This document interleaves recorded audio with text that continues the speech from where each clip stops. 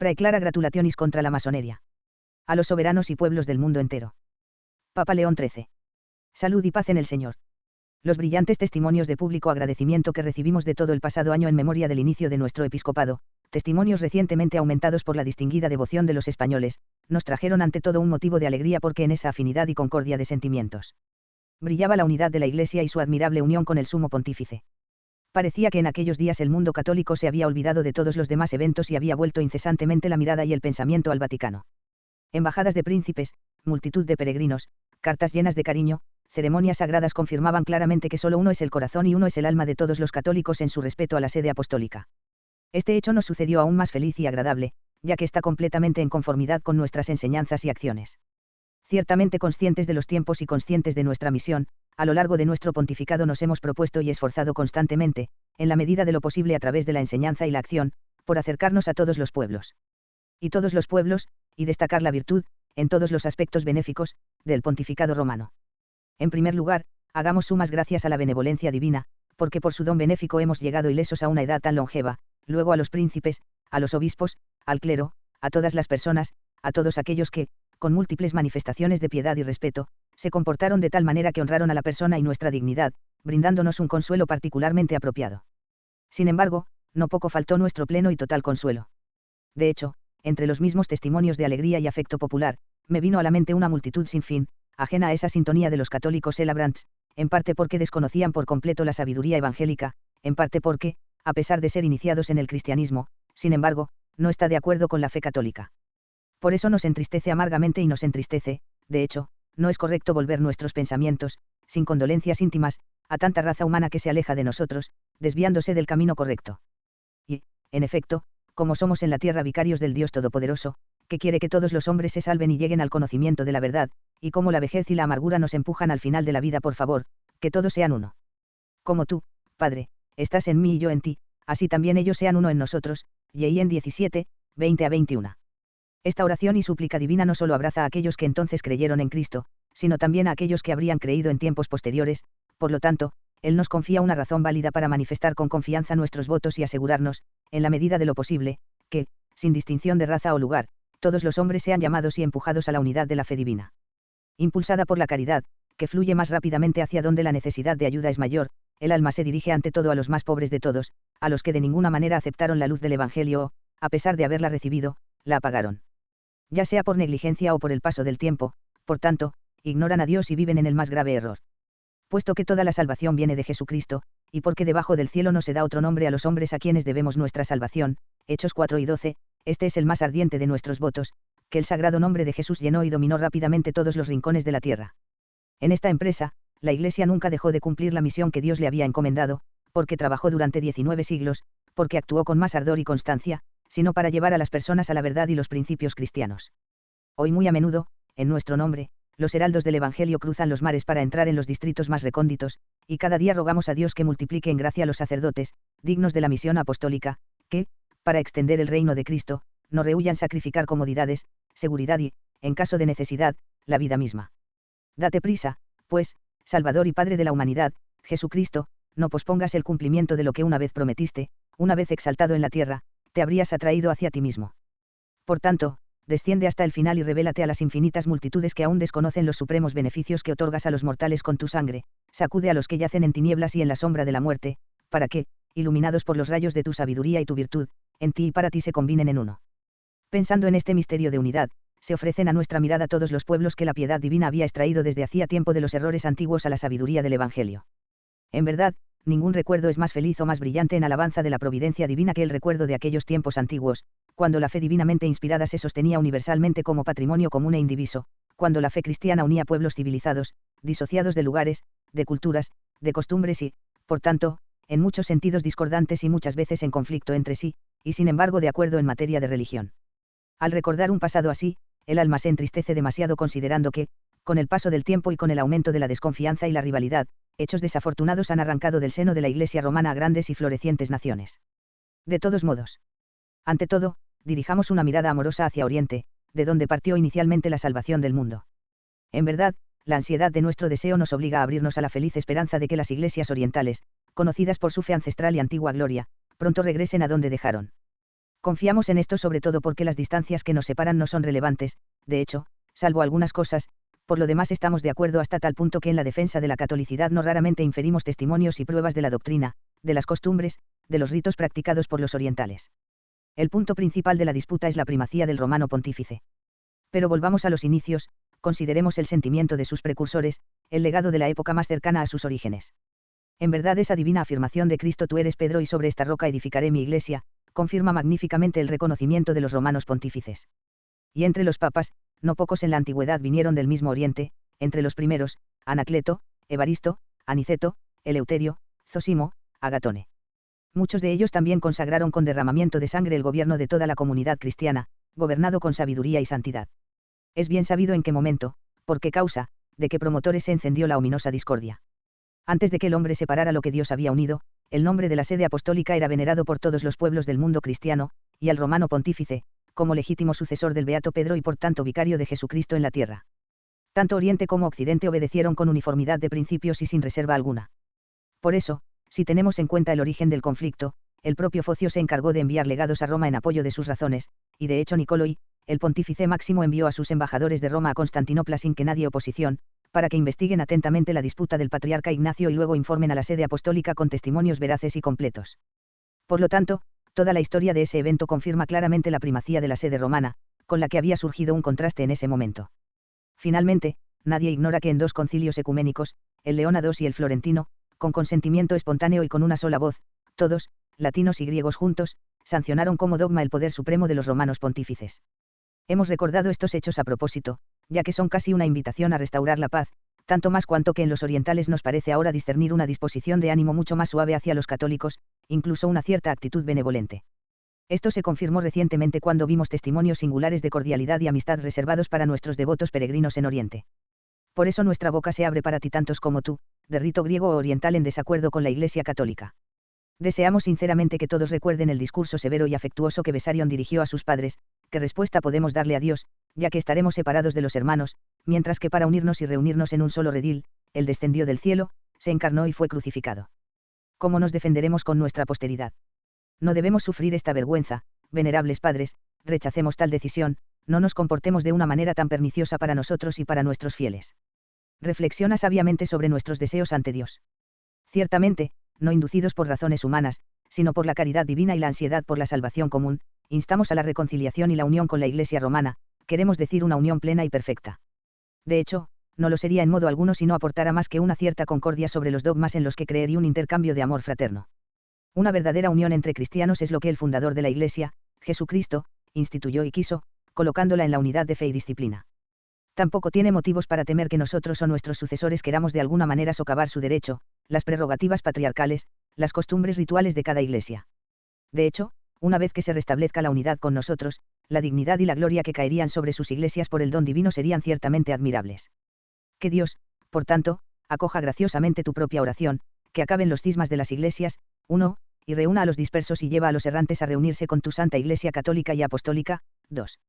Así vuelves a esa única y santa fe que la más remota antigüedad nos transmitió inalterada a nosotros como a ti, a esa fe que sus padres y sus antepasados mantuvieron intactos, a esa misma fe que con el esplendor de las virtudes, con el colmo del ingenio, con la excelencia de la doctrina fue iluminada competente por Atanasio, Basilio, Gregorio Nacianceno, Juan Crisóstomo, los dos Cirilous y muchos otros grandes cuya gloria, como patrimonio común, pertenece por igual a Oriente y Occidente.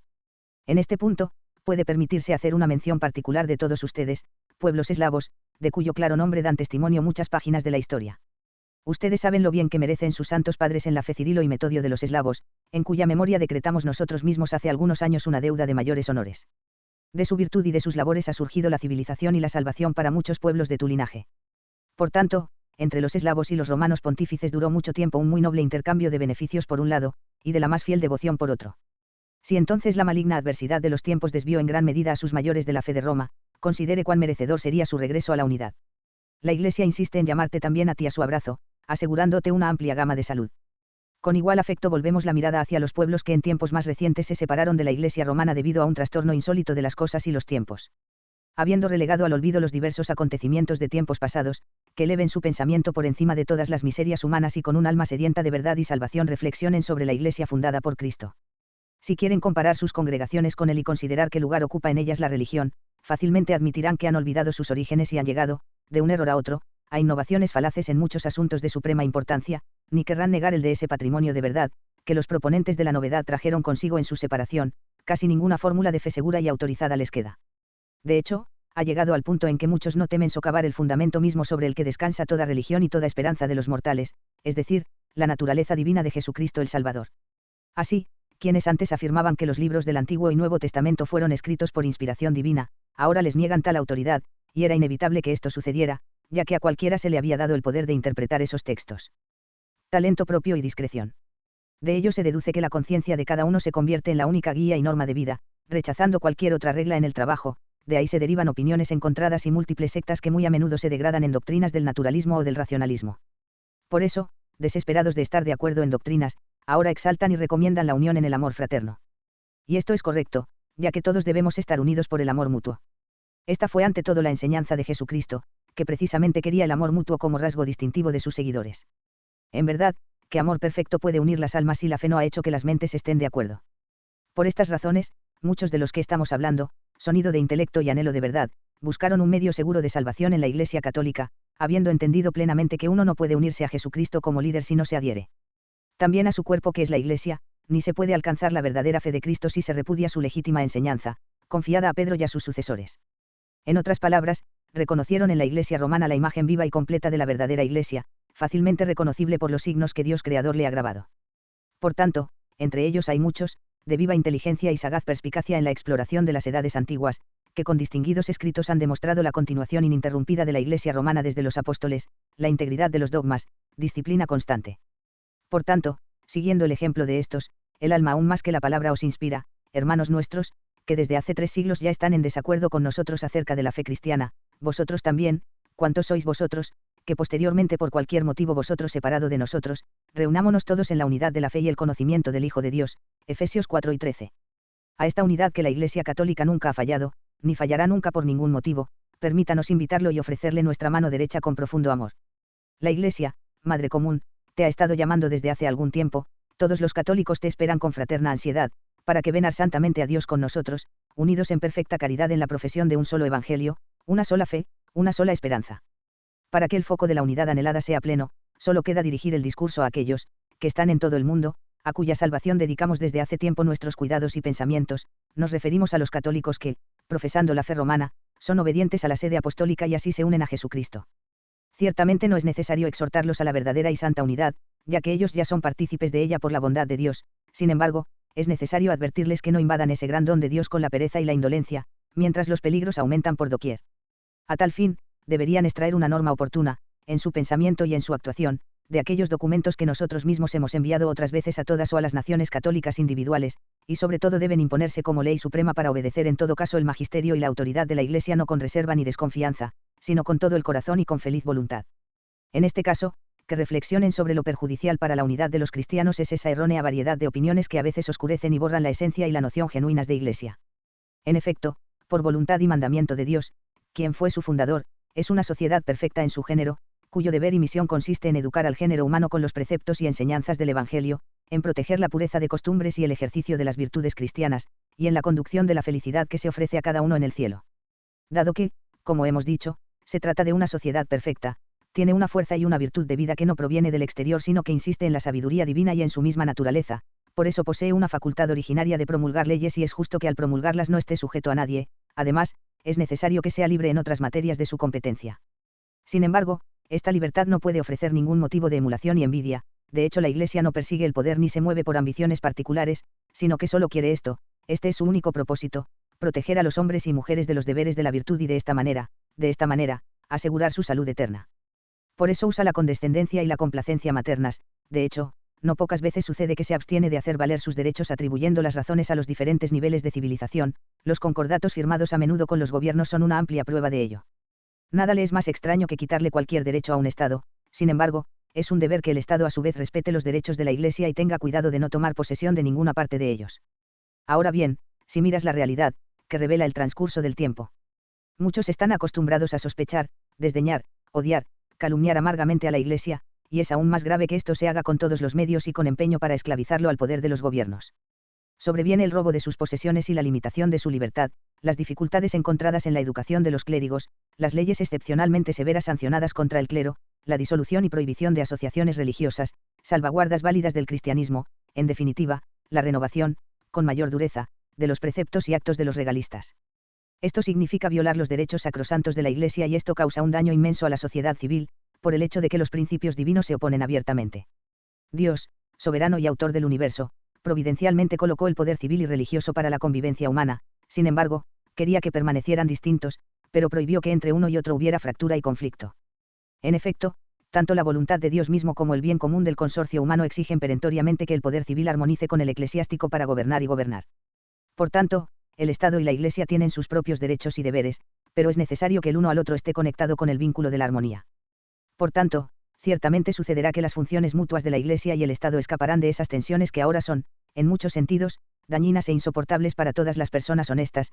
También se obtendrá que, sin confundir ni separar las razones de ambas instituciones, los ciudadanos rindan al César lo que es del César, a Dios lo que es de Dios. Asimismo, la unidad religiosa está en gran peligro debido al trabajo de esa secta llamada masónica, cuyo poder fatal ha estado presionando especialmente a las naciones católicas desde hace algún tiempo. Favorecida por tiempos difíciles y audaz por la fuerza, la riqueza y el éxito, busca por muchos medios consolidarse más firmemente y extender su dominio más ampliamente. De la clandestinidad y las emboscadas ya ha salido a la luz en las ciudades y también se ha asentado en esta misma ciudad, centro del catolicismo, casi como para desafiar la presencia de Dios. Pero la peor jatura reside en que, donde quiera que pone un pie, se arrastra. En todas las clases y en todas las instituciones del Estado, para lograr finalmente la suma de poderes. Una amenaza muy grave, de hecho, tanto la maldad de sus opiniones como la iniquidad de sus intenciones son evidentes. Con el pretexto de reivindicar los derechos humanos y de tranquilizar a la sociedad civil, ataca ferozmente al cristianismo, repudia la doctrina transmitida por Dios, desprecia los deberes religiosos, los sacramentos divinos y los bienes más sagrados como supersticiones, desde el matrimonio, la familia, las escuelas de la juventud, toda la moral pública y privada, busca arrancar la impronta cristiana y quitar del alma de los pueblos todo respeto por la autoridad humana y divina. Luego enseña que el hombre debe honrar la naturaleza y que la verdad, la honestidad y la justicia deben ser medidas y reguladas únicamente por sus leyes. De esta manera, como es evidente, el hombre es empujado a las costumbres y hábitos de vida de los paganos, incluso a los que se corrompen más por las continuas tentaciones. Aunque en otras ocasiones hemos hablado con severidad sobre este tema, sin embargo, la vigilancia apostólica nos induce a insistir y amonestar una y otra vez, ante un peligro tan inminente, que ninguna precaución es excesiva hasta el punto de no tener que adoptar mayor cautela. Dios amablemente obstaculiza los propósitos malvados, pero el pueblo cristiano advierte y comprende que tarde o temprano es necesario sacudir el yugo innoble de la secta, y los más severamente oprimidos, a saber, los italianos y los franceses, los sacuden con mayor vigor. ¿Con qué armas y con qué uso de la razón pueden llegar más fácilmente a este fin? Ya lo indicamos nosotros mismos, y la victoria no es dudosa para quienes confían en ese líder cuya divina palabra está siempre presente, pero el pueblo cristiano advierte y comprende que tarde o temprano es necesario sacudir el yugo innoble de la secta, y los más severamente oprimidos, a saber, los italianos y los franceses, los sacuden con mayor vigor. ¿Con qué armas y con qué uso de la razón pueden llegar más fácilmente a este fin? Ya lo indicamos nosotros mismos, y la victoria no es dudosa para quienes confían en ese líder cuya divina palabra está siempre presente, pero el pueblo cristiano advierte y comprende que tarde o temprano es necesario sacudir el yugo innoble de la secta, y los más severamente oprimidos, a saber, los italianos y los franceses, los sacuden con mayor vigor. ¿Con qué armas y con qué uso de la razón pueden llegar más fácilmente a este fin? Ya lo indicamos nosotros mismos, y la victoria no es dudosa para quienes confían en ese líder cuya divina palabra está siempre presente. Yo he conquistado el mundo, y en 16, 33. Una vez eliminados ambos peligros, restablecidos los estados y las comunidades en la unidad de fe, ¿qué remedio eficaz se derivaría de los males y qué abundancia de bienes? Mencionemos los más importantes. El primero se refiere a la dignidad y funciones de la Iglesia, de hecho recuperaría el grado de honor que le es debido y, dispensadora de la gracia y de la verdad evangélica, continuará su camino libre de envidias y en segura libertad, con extraordinario beneficio para las naciones.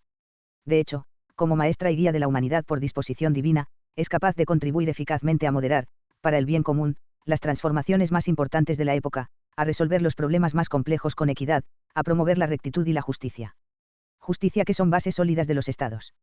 También seguiría un vínculo más fuerte entre las naciones, más deseable que nunca en nuestra época, para evitar los sombríos peligros de la guerra. Tenemos la situación en Europa ante nuestros ojos. Durante muchos años hemos vivido en una paz más aparente que real. Dominadas por sospechas mutuas, casi todas las naciones compiten para insistir en la creación de aparatos de guerra. Los jóvenes sin experiencia están expuestos a los peligros de la vida militar, lejos de la guía y las enseñanzas de sus padres. En la flor de los años se desvió del cultivo de los campos, de los excelentes estudios, del comercio, de las artes para ser enviado a las armas. De ello se desprende que las autoridades fiscales están agotadas por los enormes gastos, las finanzas públicas agotadas, las fortunas privadas en decadencia, esta paz armada ya no es soportable. ¿Es acaso tal, por naturaleza, la condición del consorcio civil? Pero no podemos salir de esta condición y alcanzar la verdadera paz, excepto por la gracia de Jesucristo. De hecho, nada es más eficaz que la virtud cristiana, y sobre todo la justicia, para frenar la ambición, el deseo de pertenencia y rivalidad ajena, que son las facetas incendiarias de las guerras. Es gracias a esta virtud que tanto los derechos de las naciones como el respeto a los tratados y los lazos de hermandad pueden permanecer intactos, siempre y cuando uno esté convencido de que cuáles son las facetas incendiarias de las guerras. Es gracias a esta virtud que tanto los derechos de las naciones como el respeto a los tratados y los lazos de hermandad pueden permanecer intactos, siempre y cuando uno esté convencido de que cuáles son las facetas incendiarias de las guerras. Es gracias a esta virtud que tanto los derechos de las naciones como el respeto a los tratados y los lazos de hermandad pueden permanecer intactos, siempre y cuando uno esté convencido de que la justicia engrandece a las naciones. PR 14,34. Asimismo, habrá una salvaguardia del bien público en el hogar mucho más segura y válida que la que ofrecen las leyes y las armas. No hay quien no vea cómo cada día se agravan los peligros para la seguridad y la tranquilidad públicas, ya que los pactos subversivos, como lo confirma la frecuencia de crímenes atroces, conspiran para la ruina y destrucción de la sociedad civil. Con gran pasión discutimos esta doble cuestión que ellos llaman social y política.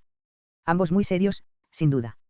Y aunque se están realizando loables estudios, ajustes y pruebas para resolver ambos temas con sabiduría y justicia, nada será tan oportuno como para educar a las almas en la recta conciencia del deber a través del fundamento interior de la fe cristiana. Ya no hace mucho nos hemos ocupado de la cuestión social con un trabajo específico, trazando los principios del Evangelio y la razón natural. En cuanto a la cuestión política, en el propósito de reconciliar la libertad con la autoridad, nociones que muchos confunden y separan implacablemente, se puede extraer una ayuda muy útil de la filosofía cristiana. En efecto, dado y universalmente reconocido que cualquiera que sea la forma del Estado, la autoridad viene de Dios, en consecuencia la razón reconoce el legítimo derecho a gobernar en unos, el deber de obedecer en otros, y esto no es contrario a la dignidad porque en la verdad se obedece más a Dios que al hombre. De hecho, Dios predice un juicio muy severo para los que mandan a menos que lo representen con rectitud y justicia. En efecto, nadie puede sospechar ni desagradar la libertad de los individuos porque, sin dañar a nadie, se manifestará en acciones claras, honestas, compatibles con la tranquilidad pública. Finalmente, si consideramos cuánto puede la Iglesia, madre y conciliadora de príncipes, nacida para beneficiarse tanto con la autoridad como con el consejo, entonces será evidente cuánto interés por la salvación común inducen al alma a sentir y profesar todos los pueblos. De la misma manera la fe cristiana. Pensando en estas preguntas y con el corazón encendido por el deseo, vemos de lejos lo que podría ser el nuevo orden de las cosas en la tierra en el futuro, y no encontramos nada más consolador que la contemplación de los bienes que de ellas derivarían. Difícilmente se puede imaginar qué rápido progreso se lograría en todas partes entre los pueblos hacia todas las condiciones óptimas de prosperidad, cuando la tranquilidad y la paz fueran restauradas, las cartas alentadas, fundadas y aumentadas en el sentido cristiano, de acuerdo con nuestras prescripciones, las asociaciones de agricultores, de obreros, de industriales, mediante los cuales se reprime la usura voraz y se amplía el campo del trabajo útil. La eficacia de tales beneficios no quedaría confinada a los confines de las naciones civilizadas y cultas, sino que como un río crecido se extendería por todas partes. En efecto, es necesario reflexionar sobre lo que decíamos al principio, que multitudes exterminadas llevan muchos siglos esperando que les traigan la luz de la verdad y la civilización. Ciertamente, en cuanto a la salud eterna de los pueblos y los decretos de la mente divina, están muy lejos de la inteligencia humana. Sin embargo, si la superstición desafortunada está todavía tan extendida en varias regiones de la tierra, es necesario atribuir la culpa, en parte no pequeña, a los conflictos insurgentes en el tema de la religión. De hecho, en la medida en que la razón de los mortales es capaz de interpretar los acontecimientos, la misión encomendada por Dios a Europa parece esta: difundir la civilización cristiana por toda la tierra. Los comienzos y el progreso de tan noble empresa, debido al trabajo de épocas anteriores, estaban alcanzando los más felices resultados, cuando de repente en el siglo XV estalló la discordia. El cristianismo dividido por disputas y conflictos, las fuerzas de Europa agotadas en disputas y guerras, las misiones sagradas sufrieron la fuerza fatal de los acontecimientos. Mientras persisten las causas de la discordia, qué maravillas y tantos mortales están subyugados por costumbres inhumanas y rituales dementes. Trabajemos todos con el mismo compromiso para restaurar la antigua armonía para el bien común. Agotadas las fuerzas de Europa en disputas y guerras, las misiones sagradas se vieron afectadas por la fuerza fatal de los acontecimientos. Mientras persisten las causas de la discordia, qué maravillas y tantos mortales están subyugados por costumbres inhumanas y rituales dementes. Trabajemos todos con el mismo compromiso para restaurar la antigua armonía para el bien común. Agotadas las fuerzas de Europa en disputas y guerras, las misiones sagradas se vieron afectadas por la fuerza fatal de los acontecimientos. Mientras persisten las causas de la discordia, qué maravillas y tantos mortales están subyugados por costumbres inhumanas y rituales dementes. Trabajemos todos con el mismo compromiso para restaurar la antigua armonía para el bien común. Para restablecer la armonía y también para difundir los beneficios de la sabiduría cristiana, se están dando tiempos muy propicios, ya que los sentimientos de fraternidad humana nunca penetraron más profundamente en las mentes, y en ninguna época se vio al hombre con mayor afán por sus semejantes. Para conocerlos y ayudarlos. Carros y barcos atraviesan inmensas extensiones de tierra y mares a una velocidad increíble, ciertamente, obtiene ventajas considerables no solo para el comercio y la investigación de los científicos, sino también para la difusión de la palabra de Dios desde el amanecer hasta el anochecer. No ignoramos lo largo y laborioso que es fundar ese orden que anhelamos, ni tampoco faltarán quienes consideren excesiva, más deseable que confiable la esperanza que nos encomendamos. Pero ponemos toda esperanza y plena confianza en Jesucristo, Salvador de la humanidad, recordando correctamente qué y cuántos efectos vinieron de la locura de la cruz y de su predicación, para el asombro y la confusión de la sabiduría mundana. En particular, imploramos a los príncipes y gobernantes para que, en nombre de su sabiduría civil y su amoroso cuidado de los pueblos, juzguen nuestros consejos de acuerdo con la verdad y los apoyen con el favor de su autoridad. Si solo se recolectara una parte de los frutos deseados, no se consideraría como un beneficio modesto entre tanta decadencia universal, considerando que la impaciencia por las condiciones actuales debe combinarse con la aprensión por el futuro. El final del siglo anterior dejó a Europa cansada de masacres y ansiosa por los movimientos revolucionarios. Por otra parte, porque este siglo que se acerca a su fin no ha de legar al género humano la esperanza de la armonía y la esperanza de los bienes invaluables contenidos en la unidad de la fe cristiana. Sonríe ante nuestros deseos y nuestros votos Dios rico en misericordia, cuyo poder en los tiempos y en los momentos están y amablemente se apresura a conceder el cumplimiento de la promesa de Jesucristo: habrá un solo redil y un solo pastor, y en 10,16. Dado en Roma, junto a San Pedro, el 20 de junio de 1894, 17º de nuestro pontificado. Leona pp. 13.